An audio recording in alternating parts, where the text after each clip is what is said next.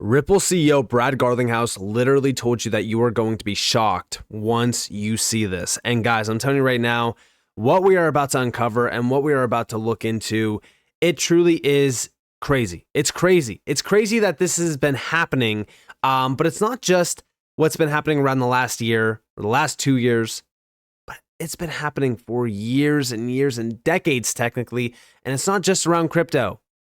So welcome to the channel, everyone. My name is Nick. For those that are new to the channel, hope by the end of this video, you do become a subscriber. Let's dive on in with this article here from CoinDesk, which is the official narrative of the 2023 banking crisis is that Silvergate and Signature collapsed due to mismanagement. But Nick Carter says the truth is that the government decided to kill the companies as part of a broad push to debank crypto. Now, one thing that I want to say right now, the US government and all of the agencies tied to it do not care if you lose money. They don't care if you lose your house. They don't care about your, situation at all. They don't care. The government is one of the most corrupt organizations out there. The entire food chain from the bottom to the top, it's all corrupt. I've talked about this, and I feel as though crypto it's like a big spotlight that, shows you just how corrupt these agencies actually are. I want to interrupt the video real quick to let you guys know that I have officially partnered up with Bybit, the third largest crypto exchange out there, to offer you guys exclusive rewards and benefits when signing up with my link down in the description below. There's over $30,000 plus worth of welcome rewards that could be yours right now. All you have to do is sign up, trade, and utilize the exchange. This is one of the best exchanges out there, 24/7 support, massive amounts of trading volume in a 24-hour period. They have access to pretty much any market that you can think of around crypto. So what are you guys waiting for? Go and sign up utilizing my link down in the description below and have a good time trading. And I went ahead and summarized this with ChatGPT, and it did a good job, right? I wanted to make this as short as possible because there is a lot of information here. I could spend a whole day just talking about this information, but we have, crypto-focused banks like Signature and Silvergate were shut down during the 2023 banking crisis by federal regulators, not due to internal mismanagement, as widely believed, argues Nick Carter. Evidence suggests that these closures were part of a coordinated effort to debank the crypto industry. Regulators restricted the bank's operations, ignored potential buyers, and pressured institutions to avoid crypto assets, effectively weaponizing financial regulation for political ends. Let's not forget, though, that JP Morgan was able to step right in and buy up these failed banks, adding even more money to their pockets, but also growing in size. Does that remind you of something? Go back to 2008. What happened? Oh yeah, that's right. The big banks became even wealthier. They became even bigger while everyone basically lost their money. The crackdown has impacted new and existing pro-crypto banks, raising concerns about due process and the impartiality of financial services in the US.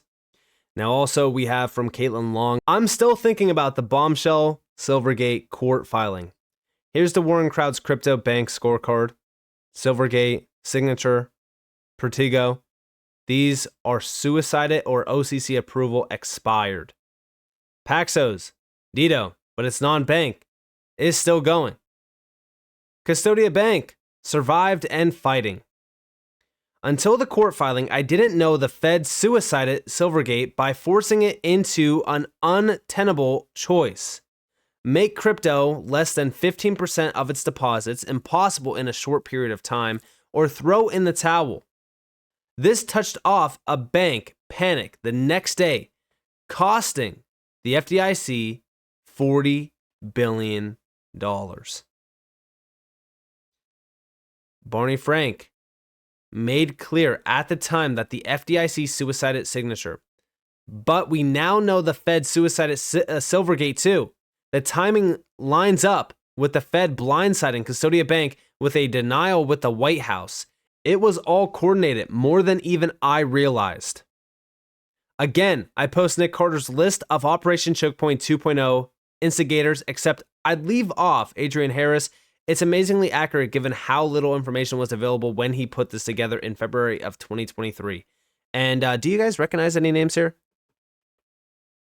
I mean, Gary Gensler, Elizabeth Warren. These are big players.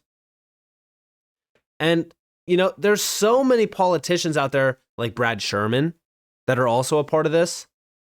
But these are the architects. Now, outside of this, we also have the below isn't much discussed, but the timing of the expiration of Protégos and Paxos OCC Trust Company charters also aligns. Related, both also had Fed master account applications pending. Paxos, whose non-bank is still operating, withdrew theirs. Protégos is still in limbo. And here you guys have it. Here's the punchline. The Warren crowd at the federal agencies tried to kill all the crypto banks. Everyone on the above crypto native bank list is either gone or voluntarily retrenched, except for Custodia Bank. Custodia survived and is still fighting. Meanwhile, the Fed just let a global, systemically important bank get into crypto custody.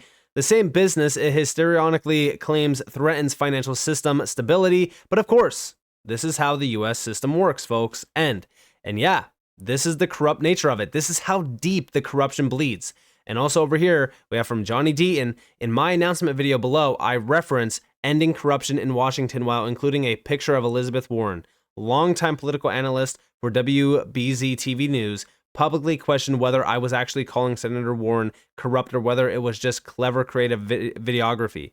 So let me be unambiguous. It was intentional. Senator Warren violated her oath when she helped fabricate sworn testimony before the Senate Banking Committee. Not only did she give Gary Gensler the actual questions she intended to ask before a congressional hearing, but she gave him the answers to those questions as well. In sum, she told him what to say while he was under oath. Simply put, she dishonored the seat and violated her duty as a member of the Banking Committee. After Gensler testified exactly how Senator Warren instructed him to, she got on national television and said, "Don't take my word for it, look at what Gary Gensler said," or words to that effect. Now, we also see him say that, you know, as a special assistant United States attorney, he prosecuted people for this. And this definitely is corruption. This is straight up corruption, but check this out. Senator Elizabeth Warren and her office coordinated testimony with the Security and Exchange Commission ahead of a Senate hearing. The Heritage Foundation Oversight Project, of which I'm associated, through a FOIA request, obtained emails from Warren's office to the office of Chairman Gary Gensler 2 days before his Senate testimony back in September of 2021. The email from Warren's economic policy advisor includes a list of questions. Get this, a list of questions that Senator Warren planned to ask, along with suggested answers for the chairman of the SEC. The advisor also wrote, quote, "Let me know if you're okay with the questions as currently written." 2 days later, she sent a follow-up, quote, "Let me know if it's looking like the chair has any issue with the framing of the questions.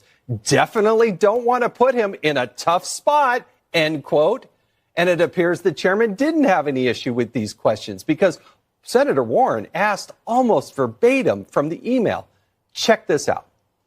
Chair Gensler, advocates say crypto markets are all about financial inclusion, but the people who are most economically vulnerable are the ones who are most likely to have to withdraw their money the fastest when the market drops. Does this sound like the path to financial inclusion to you? So there you guys have it, right? Word for word. You seriously can't make this up. This is why I say everything that we are witnessing when it comes to Gary Gensler, the SEC, the attacks on crypto, it's all one big show. This is also why Brad Garlinghouse is literally saying that this is all corruption. Over here, when we got the appeal, 24 Hours Crypto said, "I bet Gary Gensler still checks his ex's Instagram, just like he can't seem to move on from the Ripple case. Some things you just can't let go," right? A little bit of a joke. Certainly feels like there is something more behind this than what is readily apparent. The truth and the corruption always comes to light eventually. And it reminds me of this quote by Brad as well. The SEC wants you to think that it cares about disclosure, transparency, and clarity. Don't believe them. When the truth eventually comes out, the shamefulness of their behavior here will shock you. This goes back to October of 2022. And the information that we are now starting to see, that is not just around the SEC, but the entire US government, all of these agencies, it is very clear that to the typical individual that thinks everything's all fine and dandy, this truly is shocking. Just the information that we're going over in this video is shocking. But we aren't even touching the tip of the iceberg. There is so much more information out there. There is so much behind the SEC cases that they are, starting to push around this space. The Ripple case as well. There's companies out there bankrupted by the SEC. And this is all to push their own agenda. And you can clearly see the corruption in the timeline. Big shout out to Cowboy Crypto 313. Here is a little review of a few SEC officials who are involved in this SEC versus Ripple show. Take heed to all the congressmen and congresswomen who haven't said a word about this appeal of government overreach and blatant corruption. Jay Clayton files a lawsuit on Ripple, Brad Garlinghouse, Chris Larson on his last day as acting chairman and ends up at Electric Capital crypto investment firm. It happens to be an early investor in Bitwise that filed for the XRP ETF the day before the SEC fled its appeal notice. Bill Hinman left the SEC as enforcement director 2 months prior to the Clayton filing Ripple suit in December of 2020 and went to A16Z. Their partner, Mike Hayden, happens to be an angel investor at Valkyrie with founder Stephen McClurg, who is also the founder of the company who just filed for a Canary XRP ETF on 9/24/2024 called Canary Capital. Probably a coincidence. Let's not go into detail on Hinman's son working for a Web3 incubator called Plug and Play. Let's not mention Tether's founder Brock Pierce is a mentor at Plug and Play. Mark Berger left his active role as the SEC enforcement director on January 12th of 2021 to head to Simpson Thacher, which is Bill Hinman's law firm, just 2 weeks after Jay Clayton filed Ripple's suit. Now, as of yesterday, we have SEC Enforcement Director Gubir Grual leaving his job on the same day the SEC files notice of appeal in the Ripple case to leave to a private undisclosed law firm. One can only hope he is going to Perkins Coie, Sullivan and Cromwell, or Simpson Thacher. That would really be the icing on the cake. When the truth eventually comes out, the shamefulness of their behavior here will shock you. And yeah, it's because the corruption is so bright red, you can't miss it. When we look at what's happening here, we need questions answered.